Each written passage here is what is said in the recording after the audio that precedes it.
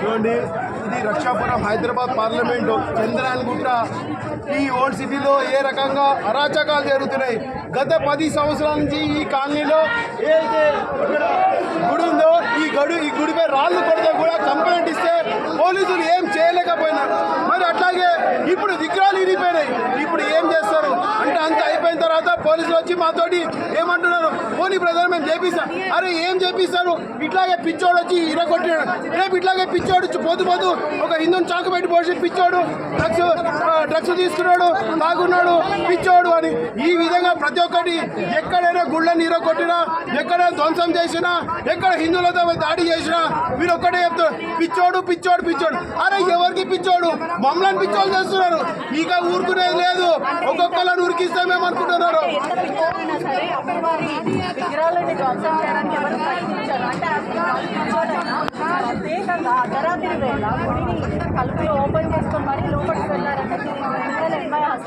దీనికి ముమ్మాటికి ఇక్కడ ఎంఐఎం హస్తం ఉంది. ఇక్కడ స్థానిక కార్పొరేటర్ అట్లాగే స్థానిక ఎంఐఎం గుండాలు ఎవరైతే ఉన్నారో ఈ పాన్ షాప్ అయితే ఎదురుగా ఉందో దీంట్లోంచే మొత్తము ప్లానింగ్ చేసి దాంట్లోంచే ఒక్కటేసారి గుడిపై దాడి చేసి నిన్న కొన్ని సీసీ కెమెరాస్ లో చూసినారు. ఇక్కడ నుంచే సుమారు 15 నుంచి 20 మంది లోపలికి వచ్చి ఇరగొట్టినారు. మళ్ళీ తీరా వస్తే పోలీసు వాళ్ళని ఎవరు తీసుకొచ్చి హ్యాండ్ ఓవర్ చేశారు. ఇక్కడ స్థానిక కార్పొరేటర్ ఈ ఇద్దరు కలిసి ఇరగొట్టారు. ఎందుకు నీకు అవసరం, పోలీసు ఉంది, మేము ఉన్నాము, ఎవరు చేసినా మేము పట్టించుకుంటాం. నువ్వు ఎందుకు తీసుకొచ్చినావు అంటే నీ హస్తం ఉంది, నువ్వు చేపించినావు కాబట్టి వాళ్ళు ఇక్కడ కార్పొరేటర్ తీసుకొచ్చి పోలీసులకు హ్యాండ్ ఓవర్ చేసిన అంటే ఏం అవసరం నీకు?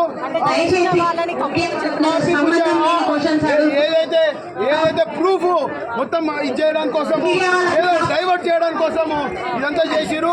ఇది పక్కా ప్లాన్ తో చేసిరు. దీంట్లో ఎంపీది ఉంది, స్థానిక ఎమ్మెల్యే ఉంది, కార్పొరేటర్ అందరిది ఉంది. మేము ఒకటే డిమాండ్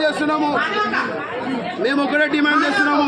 ఇది ఒక్కసారి కాదు, అనేక సార్లు హిందూ గుళ్ళపై దాడి చేస్తున్నారు. అంటే మాకు చేత కదా మసీదులపై అటాక్ చేసినాము.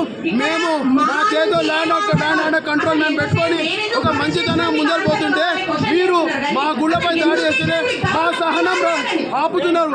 కాబట్టి ఇది కాదు, ఇంకా మేము కూడా చేస్తాము.